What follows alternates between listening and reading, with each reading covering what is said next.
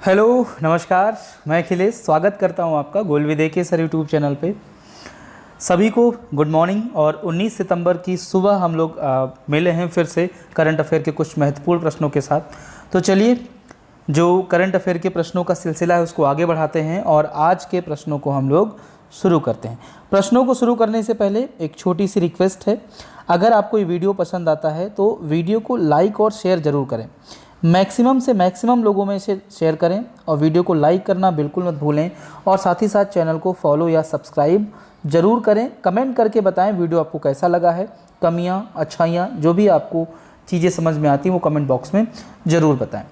चलिए, आज के प्रश्नों को स्टार्ट करते हैं। सबसे पहले अगर प्रश्न की बात करें तो दिया हुआ है, हाल में ही किस कंपनी ने संसद भवन को बनाने का ठेका 861 करोड़ रुपए की बोली लगाकर हासिल किया। तो अभी हमारा नया संसद भवन बनकर तैयार होने जा रहा है या बनेगा। उसके पीछे की वजह यह है कि पुराना संसद भवन बहुत ही पुराना है। 1921 में 1921 में उसका निर्माण कार्य स्टार्ट हुआ था। 1927 में वो बनकर तैयार हुआ था। लगभग 86 लाख रुपए का खर्च उस समय आया था।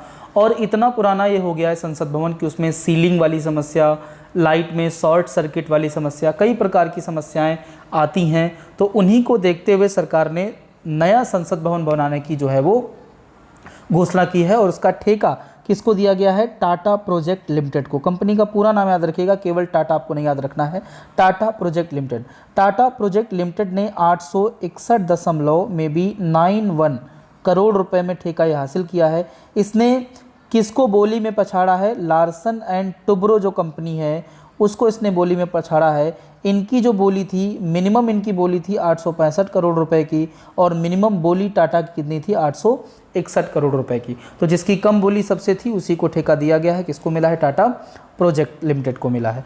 अब थोड़ी सी अगर हम बात कर लें जो हमारा पुराना संसद भवन है उसके बारे में, वहाँ से प्रश्न बने भी हैं, आगे भी बन सकते हैं। ये इमेज आप देख रहे हैं, यही हमारा पुराना संसद भवन है। इसके आधारशिला की बात करें तो 1921 में इसकी आधारशिला रखी गई। 1927 में इसका उद्घाटन हुआ, बनकर तैयार हो गया। इसके जो आर्किटेक्ट थे उनका नाम था लुटियंस, बहुत ही फेमस आर्किटेक्ट थे ये। और इसका निर्माण कार्य सर हर्बर्ट बेकर के निरीक्षण में हुआ था और उद्घाटन इसका लॉर्ड इरविन जो कि उस समय के तात्कालीन हमारे वायसराय थे भारत के।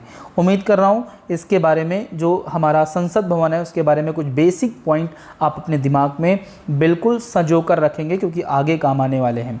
चलिए, अब बात करते हैं प्रश्न नंबर 2 की। प्रश्न नंबर 2 दिया हुआ है, उत्तर प्रदेश सरकार ने आगरा के निर्माणाधीन मुगल म्यूजियम का नाम बदलकर किसके नाम पर करने की घोषणा की है? तो मैं बता दूं कि 2016 में निर्माण कार्य स्टार्ट हुआ था किसका?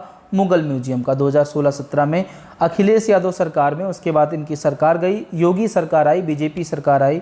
और बीजेपी सरकार यानी योगी आदित्यनाथ जी ने अभी रिसेंटली उसका नाम बदल दिया है उस म्यूजियम का। उस म्यूजियम का मुगल म्यूजियम नाम था, अब उसका नाम किसके नाम पर कर दिया गया है? छत्रपति शिवाजी महाराज के नाम पर। अब देखिए, राजनीति जो है वो एक बहुत ही अलग चीज़ है, उस पर ना बात करके मैं कुछ पॉइंट आपको बताता हूँ कि आज़ादी के पहले मुग़लों द्वारा जो भी चीज़ें बनवाई गई या आज़ादी के आसपास जो भी काम हुए हैं वहाँ पर नाम रखना सड़कों के, गलियों के, इमारतों के, वो ठीक है। लेकिन अब वर्तमान में मुग़लों के नाम पर या कुछ ऐसे लोग हुए हैं जिनको कहीं ना कहीं, जिनसे कहीं ना कहीं हमारे देश का लॉस हुआ है या जो भी चीज़ें हैं वो हमको कष्ट देती हैं, उनके नाम पर ये सब नाम रखना मुझे सही नहीं लगता है।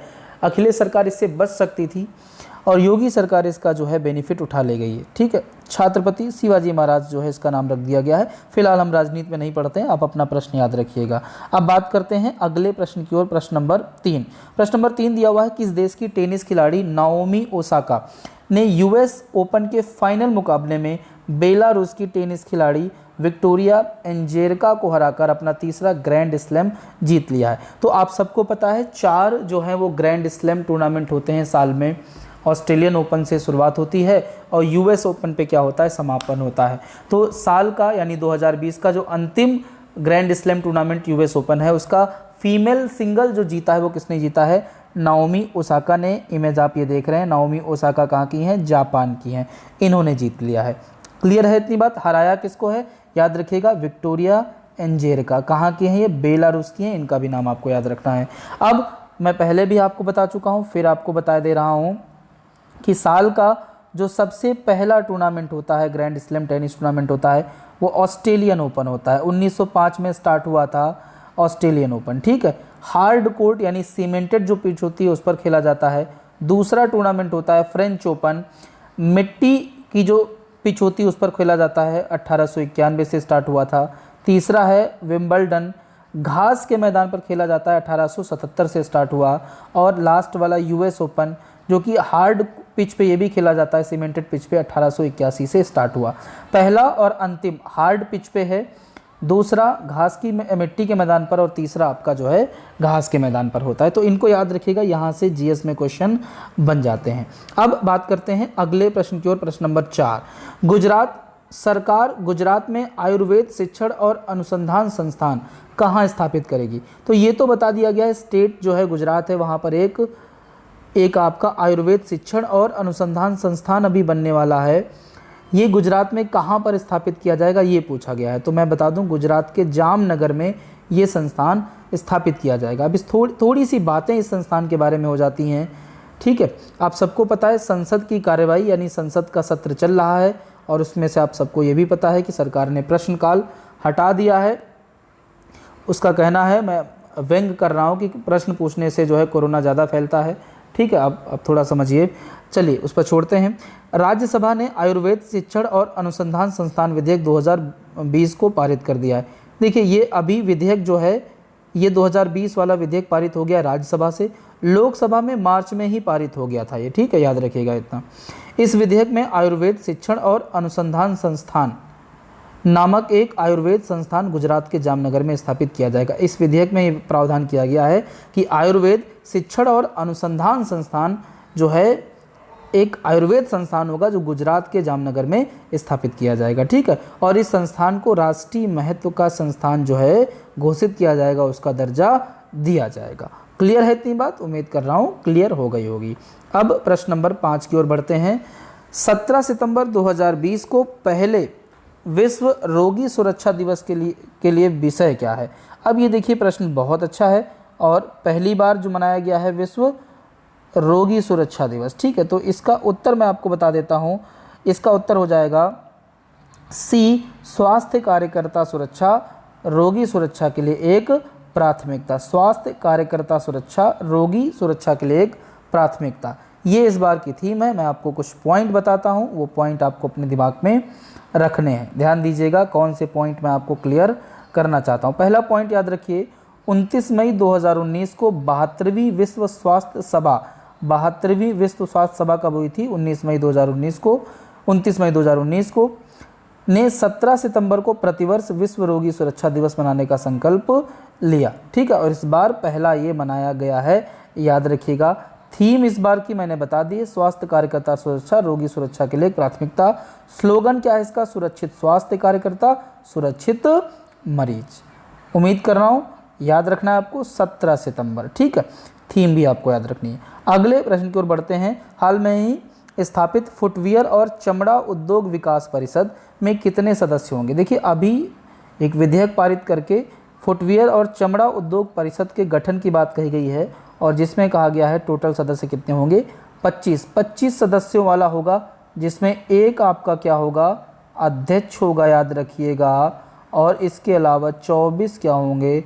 अन्य सदस्य होंगे, ठीक है। ये 25 सदस्यीय जो है एक परिषद होगी, जो फुटवियर और चमड़ा उद्योग विकास परिषद के नाम से जानी जाएगी। कुछ बातें करते हैं इसके बारे में, देख लेते हैं। देखिए ध्यान दीजिएगा, DPIT ने फुटवियर और चमड़ा उद्योग विकास परिषद की स्थापना के लिए एक अधिसूचना जारी की है, ठीक है। एक अधिसूचना एक्चुअली जारी की गई, इसके लिए कोई बिल नहीं आया था। इस परिषद में कुल 25 सदस्य होंगे। श्री RK गुप्ता 2 साल के लिए इसके अध्यक्ष होंगे। अब अध्यक्ष भी याद रखिएगा कौन होंगे? RK गुप्ता। चमड़ा उद्योग विकास परिषद के अध्यक्ष कौन होंगे? पहले अध्यक्ष श्री RK गुप्ता भाई साहब होंगे, ठीक है। मैंने ध्यान नहीं दिया, नहीं तो इनकी फ़ोटो भी अभी मैं चिपका देता तो आपको इनका चेहरा जो है दिमाग में चढ़ जाता। चलिए बाद में कभी चिपका दूंगा। उद्योग संवर्धन और आंतरिक व्यापार विभाग यानी DPIIT, उद्योग संवर्धन और आंतरिक व्यापार विभाग वाणिज्य और उद्योग मंत्रालय के तहत एक विभाग है। इसकी स्थापना 1955 में हुई थी। ये एक विभाग है 1995 में इसकी स्थापना हुई थी, 55 में नहीं। वाणिज्य और उद्योग मंत्री कौन है? पीयूष गोयल साहब है। मुख्य रूप से आपको क्या याद रखना है इस प्रश्न में? फुटवियर और चमड़ा उद्योग परिषद, इसके अध्यक्ष कौन होंगे? आर के गुप्ता भाई साहब। 25 इसमें सदस्य होंगे अध्यक्ष को मिलाकर। ठीक है, चलिए अब अगले प्रश्न की ओर बढ़ते हैं। अगला प्रश्न है, ग्रेट लर्निंग ने किस भारतीय क्रिकेटर को अपना ब्रांड एम्बेसडर नियुक्त किया है या घोषणा की है? तो ग्रेट लर्निंग ने क्या किया है? विराट कोहली को अपना ब्रांड एम्बेसडर चुना है। ग्रेट लर्निंग क्या है? तो एक आपका लर्निंग ऐप है, ये तमाम प्रकार से जो है ये एजुकेशन कोर्सेज प्रोवाइड करता है, साइंस से, टेक्नोलॉजी से, तमाम प्रकार के कोर्सेज जो है ये पढ़ने के लिए प्रोवाइड करता है। ठीक है, तो इसके विराट कोहली साहब क्या होंगे? ब्रांड एम्बेसडर होंगे। अगले प्रश्न की ओर बढ़ते हैं। अगला प्रश्न दिया हुआ है, पीएम मोदी द्वारा कोसी रेल महासेतु, जिसको मेगा ब्रिज बोला जा रहा है, को राष्ट्र को समर्पित किया गया। कोसी रेल महासेतु किसके बीच की दूरी को कम करेगा? बहुत अच्छा प्रश्न है। देखिए ध्यान दीजिएगा, ये रिसेंटली, अब एक पॉइंट आप समझ लीजिएगा, अभी रिसेंटली क्या हुआ, यहाँ पर ये पुल देख लीजिएगा, ये पुल जो आपको दिख रहा है, सॉरी मैं पेन लेना भूल गया, अब ले लिया पेन मैंने। ये पुल जो आपको दिख रहा है, इसी पुल का उद्घाटन किसके द्वारा किया गया? प्रधानमंत्री मोदी जी द्वारा किया गया है। अब ये किस किस को कनेक्ट करेगा, ये आप थोड़ा सा देख लीजिएगा। ये कनेक्ट करेगा निर्मली और सरायगढ़ को, यानी इसका उत्तर क्या हो जाएगा आपका? बी, निर्मली और सरायगढ़ को आपस में क्या करेगा? ये कनेक्ट करेगा। ठीक है, अब कुछ पॉइंट इसके बारे में देख लेते हैं। कितना लंबा है ये पुल? अगर ये हम लोग देखना चाहें तो 1.9 किलोमीटर एक लंबा पुल है, जिसे 516 करोड़ रुपए की लागत से पूरा किया गया है। यह पुल निर्मली और सरायगढ़ के बीच की दूरी को 298 किलोमीटर से घटाकर सिर्फ 22 किलोमीटर कर देगा। ठीक है, कोसी ब्रिज परियोजना को 2003 और 4 के दौरान सरकार द्वारा अनुमोदित किया गया था, कहा गया था इसको बनाया जाएगा। उसके बाद से इसका कार्य स्टार्ट हुआ और अब जाकर इसका कार्य क्या हुआ है? कंप्लीट हुआ है। तो चीज़ें मैं आपको बता देता हूँ कि यहाँ पर एक परियोजना थी पहले, रेल परियोजना, जो कि 1934-37 में जो है बह गई थी बाढ़ में। सरकार ने उसके बाद उसको बनाने का प्रयास भी नहीं किया, क्योंकि कोसी नदी हर बार अपना क्या बदल लेती थी? रूट बदल लेती है। ठीक है, चलिए अगले प्रश्न की ओर बढ़ते हैं। प्रश्न नंबर 9 दिया हुआ है, हाल में ही निम्न में से किस देश ने पीले सागर में एक जहाज से 9 उपग्रह लॉन्च किए हैं? तो पीला सागर आप सबको पता है चाइना के पास पड़ता है, तो क्या हो जाएगा उसका उत्तर? चीन। अब देखिए पीला सागर अगर मैं आपको दिखाना चाहूँ तो पीला सागर देख लीजिएगा, क्यों इसको पीला सागर बोलते हैं। ये वाला हिस्सा चीन है और ये वाला हिस्सा यहाँ पर देख रहे हैं पीला सागर है। येलो रिवर जो है चाइना की, वो यहाँ पर आकर गिरती है, उसका पानी हल्का पीला सा है, तो इसलिए इसको पीला सागर बोला जाता है। और चीन ने पीले सागर में भी एक जहाज़ से 9 उपग्रह क्या किए हैं? लॉन्च किए हैं। अब बढ़ते हैं आज के प्रश्न नंबर 10 की ओर। 18 सितंबर 2020 को मनाए जाने वाले पहले अंतर्राष्ट्रीय समान वेतन दिवस के लिए विषय क्या है? थीम क्या है? समान वेतन दिवस पहली बार मनाया जा रहा है। याद रखिएगा 2010 में कई सारे ऐसे दिवस हैं जो पहली बार मनाए गए हैं। आप मेरे सारे वीडियो देखते रहिएगा, हर दिवस आपको मिल जाएगा अंतर्राष्ट्रीय समान वेतन दिवस। ठीक है, तो इसकी थीम पूछी गई है, तो सबसे पहले तो आप इसकी थीम अगर आप लेंगे तो इसमें ये है, एक सेकंड दोस्त,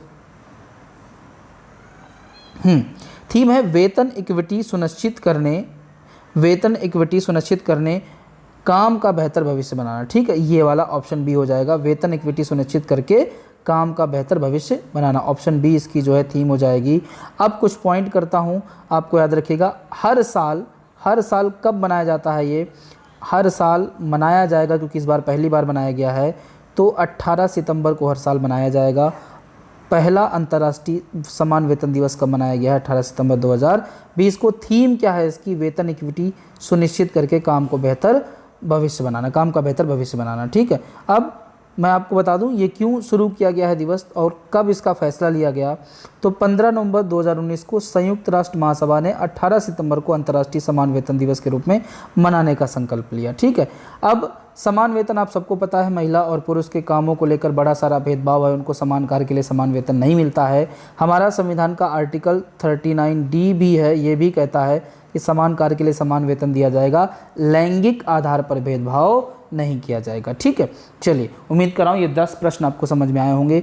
अब एक प्रश्न मैं आपसे पूछता हूँ, आपको बताना है कि यूएस ओपन 2020 में पुरुष सिंगल खिताब या पुरुष एकल खिताब किसके द्वारा जीता गया है, ये कमेंट करके आप बताइएगा। अगले वीडियो में मिलते हैं। Thank you very